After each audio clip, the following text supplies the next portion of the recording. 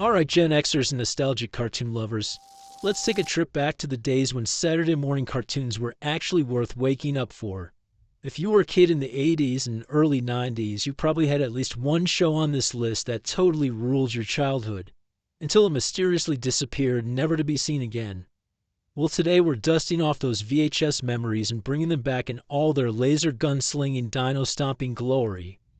Hey everyone, Steve here from GenX Countdown, your go-to source for all things retro, weird, and wildly underrated. I make these videos in my work truck at lunch and hope you enjoy the memories as much as I do. Today we're talking about two of the most epic yet totally forgotten cartoon genres from the 80s. Western and dinosaur cartoons. Yeah, the era that brought us neon leg warmers and the rise of action figures also decided that cowboys and prehistoric creatures deserve their own animated spotlight. And honestly, we were all the better for it, and they were right. From space sheriffs and robot horses to time-traveling T-Rexes and mutant cowboy bulls, these shows were insane. Some lasted only a season, some got lost in the shuffle of bigger franchises, but all of them were legendary in their own right. So if you're still here, this video was made for you. Hit that subscribe button and let's ride into the forgotten frontier of the 80s and early 90s animated greatness.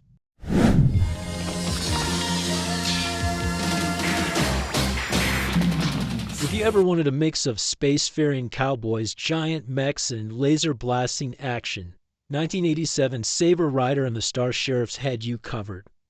Originally a Japanese anime called Seijūshi Bismarck. Seijūshi Bismarck. You get it. You get it. This show was reworked for Western audiences with a stronger emphasis on its cowboy themes.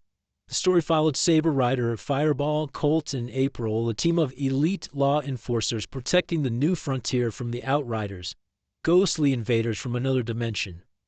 The show blended classic Western tropes, quick-draw duels, frontier justice, and rugged landscapes, had futuristic tech-like transforming spaceships and giant mecha battles.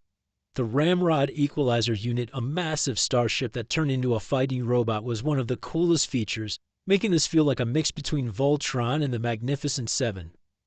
While it had a dedicated fan base, Saber Rider never hit the mainstream heights of the other 80s action cartoons like He-Man or Transformers.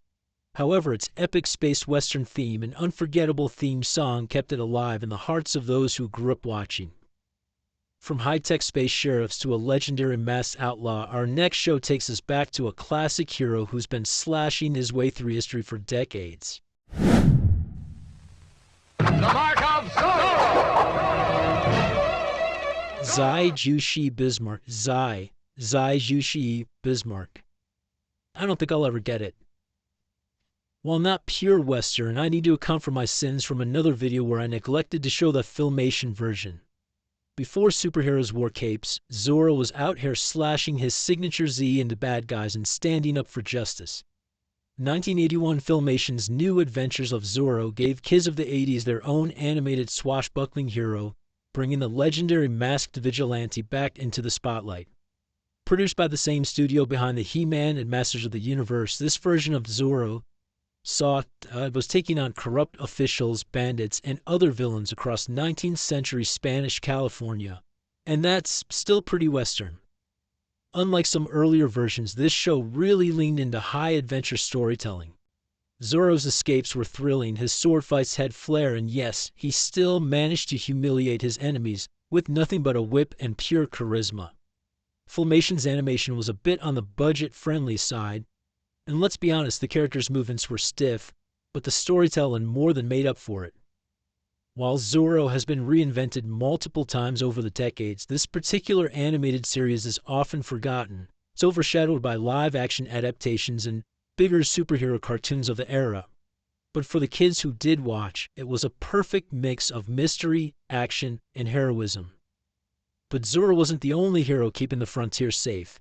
What if the Wild West was run by, well, I guess cows? Our next show proves that anything was possible in the 90s. We'll return after these messages. Comet raised the mesa to the western skies with the sound of Imagine if the Lone Ranger met Teenage Mutant Ninja Turtles, but instead of masked heroes or mutant reptiles, you got anthropomorphic cowboy cattle. Yep, that's Wild West Cowboys of Moo Mesa, and a 1992 show that was as ridiculous as it was awesome, honestly. Set in a world where a mysterious comet transformed regular cows into bipedal gunslinging lawmen, this series followed Marshall Moo Montana, Dakota Dude, and Colorado Kid as they fought against corrupt outlaws in a classic Western setting, with a bovine twist. The villains were crooked cattle rustlers, evil business tycoons, and a corrupt sheriff named Sheriff Terrible. I see what they did there. The show was packed with over-the-top Western cliches, but filtered through a goofy Saturday morning cartoon lens. The action sequences were actually fast-paced, and the humor was clearly aimed at kids who loved puns, slapstick, and talking animals. The animation had that early 90s polished look, and the toy line was just fantastic. Seriously, these figures were some of the coolest Western-themed toys of that era. Unfortunately, like many shows that tried to ride the Teenage Mutant Ninja Turtle wave, Moo Mesa didn't have a long life. It lasted only 2 seasons before fading into obscurity, but for those who remember it, the sight of cows and cowboy hats dueling at high noon is something you just don't forget. From pun-filled cattle rustling to a true Western legend, our next entry takes us back to one of the most iconic masked lawmen of all time. We'll return after these messages. The Lone Ranger! You knew who I was talking about. If you grew up watching classic reruns of The Lone Ranger or listening to old radio dramas, I don't know if we're that old, this 1980 animated revival might have been right up your alley. Taking one of America's most iconic masked heroes and giving him the Saturday morning cartoon treatment, this series brought the Lone Ranger and his Native American companion Tonto back into action for a new generation. Produced by Filmation, the same studio behind the new adventure of Zorro, this version of the Lone Ranger stuck close to the traditional Western formula. Each episode saw the Ranger and Tonto roaming the Wild West, taking on outlaws, bandits, and greedy landowners while delivering justice with a trademark sense of honor and fairness. However, since this was the early 80s, the action was a bit tamer compared to the live-action versions. No bullets flying, just a lot of lasso tricks, horse chases, and cleverly outwitting bad guys. The animation style was standard Filmation, meaning lots of repeated animation loops and characters staring blankly into the distance before speaking. Despite its shortcomings, the Lone Ranger cartoon introduced a whole new generation to the masked lawman, keeping his legend alive. But in a decade dominated by sci-fi and fantasy cartoons, a straight-up Western struggled to hold kids' attention. The series quietly rode off into the sunset after a single season, but most people barely remember it even existed. The Lone Ranger may have defined the Old West, but what happens when you take the classic cowboy code and launch it into deep space? Our next show is a true pioneer of sci-fi westerns, and you guys love this one. Courageous pioneers committed to the highest ideals of justice. These are the adventures of the Galaxy Rangers. This is a favorite in the comments, and for good reason. It's my favorite too. If you thought the Wild West and sci-fi couldn't mix, Adventures of the Galaxy Rangers was here to prove you wrong. Just dead wrong. This show is ahead of its time, blending high-stakes space adventure, cybernetic enhancements, and classic cowboy storytelling into one incredibly cool but criminally underrated cartoon. Set in 2086, the series followed 4 elite lawmen, the Galaxy Rangers, who patrol the new frontier of space, taking on corrupt alien space bandits and the sinister Queen of the Crown. The team included Zachary Fox, a cybernetically enhanced leader, Shane Goose Gooseman, a genetically engineered gunslinger apparently genetically engineered from Clint Eastwood, and Nico, a psychic archaeologist, as well as Walter Doc Hartford, a computer hacker with a cowboy hat. What set the show apart was its serious tone and baller animation, something rare in American cartoons at the time. Unlike many 80s shows, Galaxy Rangers had an ongoing storyline and character development around darker themes. It's like Firefly meets the Magnificent Seven, but it was animated.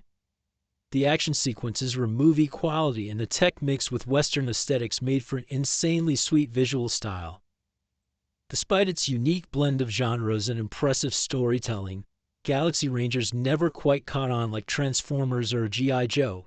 It only lasted one season, but a hefty 65 episodes were a gift.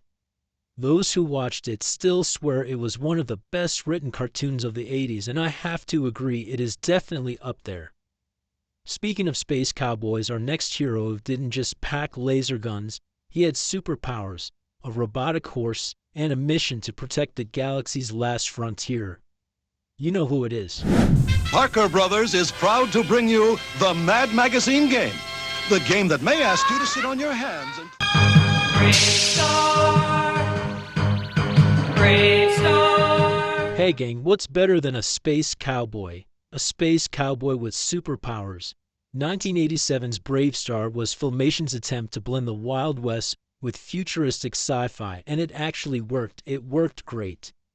Set on the distant planet of New Texas, the series followed Marshall BraveStarr, a Native American lawman with the ability to channel animal spirits to enhance his strength, speed, sight, and hearing. Sounds a little like Manimal.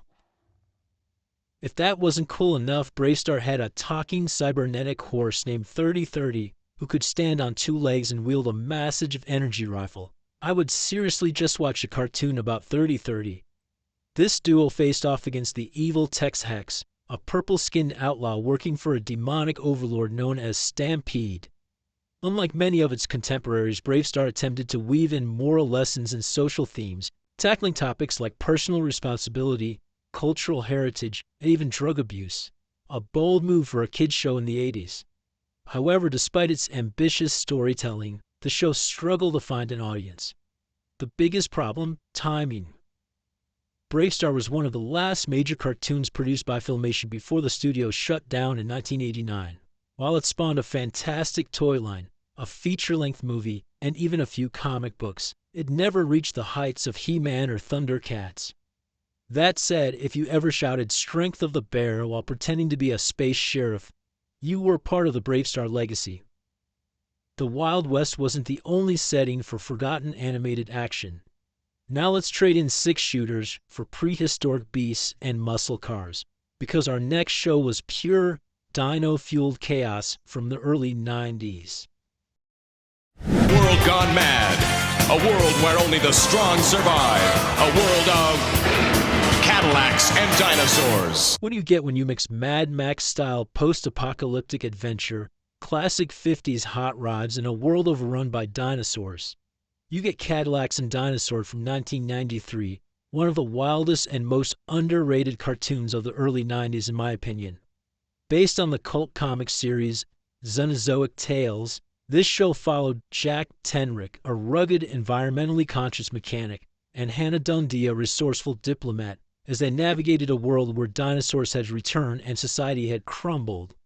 Jack's ride of choice, a classic Cadillac which he somehow managed to keep running despite living in a future where technology was scarce. We're going to overlook that. The show was packed with fast-paced action, intense dino battles, and a surprisingly deep storyline about humanity's relationship with nature. The animation was top tier for its time, and the design of the dinosaurs were especially impressive. While Cadillacs and Dinosaurs had all the makings of a hit, it only lasted one season, a victim of poor marketing and the fact that its environmental themes were a little too ahead of their time. Still, those who watched it never forgot it, and if you ever dreamed of driving through a jungle full of dinosaurs in a souped-up convertible, this show was made for you, all 8 of you. Dinosaurs and post-apocalyptic adventures are awesome. But what if we gave those dinosaurs laser cannons and threw them into an intergalactic war? That's exactly what our next show did. The greatest battle in the history of the universe. It's up to you, Commandos. Now! Leaping into the path of the thundering giants. Put this in your Easter basket, Crulos. Don't forget to ride home, Rulan! Sky! The Stegosaurus. Take this, lizard lips. After years of peaceful existence on the distant planet Valoria, Questar and his people were forced into Let's dip back a few years here, and few 80s toy lines screamed epic louder than 1988's Dino-Riders. Imagine dinosaurs outfitted with laser cannons and futuristic armor carrying warriors into battle. That's what the show was all about, and that's honestly the only way I picture dinosaurs now. The story followed the Valorians, a peaceful race who used telepathic abilities to communicate with dinosaurs. They had their war against the Rulons, an evil reptilian army that enslaved dinosaurs by attaching mind control devices to them. It was basically Jurassic Park meets Star Wars, and for kids obsessed with both dinosaurs and sci-fi battles, it was a dream come true. The animation was solid for an 80s cartoon, but the real star was the toy line. The action figures and dinosaur toys were insanely detailed and some of the coolest playsets ever made. Unfortunately, the show itself felt more like an extended commercial, lasting only 14 episodes before completely vanishing. Despite its short run, Dino-Riders remains one of the most legendary toy-based cartoons of all times. It burns up in the comments as well. Even today, collectors still hunt for the original figures and fans still dream of a live-action adaptation. I would watch the shit out of that. From high-tech prehistoric battles to dinosaur vigilantes in pinstripe suits. Yeah, the 90s were wild, and our next show might be one of the strangest yet. Enter 1992. When the lights go low at the Dragon Cove, my brothers swing onto the stage. If you ever thought, what if the Ninja Turtles were actually mob-fighting suit-wearing dinosaurs who performed in a nightclub by day and fought crime by night? Congratulations, you just described 1992's The Adventures of T-Rex. It was set in a futuristic city called Rep City, and the show followed 5 anthropomorphic T-Rex brothers who worked as entertainers by day and masked vigilantes by night. Their enemies were a gang of criminal dinosaurs led by Big Boss, a stereotypical mafia kingpin who looked like he stepped right out of a 1930s gangster film. Except, he was a dinosaur, actually. The show had everything a 90s kid could want. Martial arts action, sci-fi gadgets, cheesy one-liners, and a crime-ridden city that looked like it was ripped from a Batman cartoon. But despite its unique premise, it never really caught on. Probably because the market was already oversaturated with Teenage Mutant Ninja Turtle clones by the early 90s, and we just talked about the Cowboys on Moo Mesa. Still, The Adventure of T-Rex had a killer aesthetic, blending film noir vibes with prehistoric action. If you missed it, you missed out on one of the strangest yet coolest forgotten cartoons of its era. Talking dino gangsters were one thing, but what if dinosaurs weren't just walking the earth? They were coming from outer space. Our next entry takes prehistoric action to another planet. We used to be 4 ordinary teenagers. Until one day... Ever wonder what would happen if aliens came to Earth and they were giant talking dinosaurs? Well, that was 1987's Dinosaucers, a show that took dinosaurs, gave them spaceships, laser guns, and intergalactic battles and threw them into 80s Saturday morning madness. The show followed the Dinosaucers, a heroic group of alien dinosaurs from planet Reptilon, and their war against the Tyrannos. I'm going to assume it's... I can't recall. Tyrannos, Tyrannosaurus is what I would say. An evil faction of dino baddies led by Genghis Rex. Helping the Dinosaurs on Earth was a group of human teens known as the Secret Scouts. Because what's an 80s cartoon without a group of kids accidentally stumbling into an intergalactic war? One of the coolest elements of the show was that the Dinosaurs had the ability to dino-evolve, meaning they could temporarily devolve into their original, more savage dinosaur forms. Which, let's be honest, is something every kid wished they could do at some point. Each kid of the, Dino Scouts, Secret Scouts, had a ring on their finger as well, which in the comments I think we've gone back and forth saying it looks just like Captain Planet's ring as well. Keep an eye out for that, they're super similar. Despite having a fun concept, the show lasted only 1 season, but again, 65 episodes, that's not too bad, before fading into obscurity. Maybe it was the goofy humor, maybe it was the fact that Teenage Mutant Ninja Turtles was again about to dominate the world. But Dinosaucers never got the love it deserved. Those are 10 forgotten Western and dinosaur-themed cartoons that ruled our childhoods in the 80s and early 90s, and then they just vanished. Some were way ahead of their time, and some were blatant cash grabs, and some were just bizarre. But all of them deserve a spot in the 80s and 90s cartoon history. From Space Cowboys to laser-blasting dinosaurs, these shows proved that the 80s and early 90s were a goldmine of creativity and weirdness. Whether you were rooting for the Galaxy Rangers, riding with BraveStarr, or dreaming of battling aliens with Dino-Riders, there was something for every kid back then. Now we want to hear from you. Which of these cartoons did you actually watch, and did I at least unlock a long-lost memory for you? If I missed one of your favorites, let me know in the comments.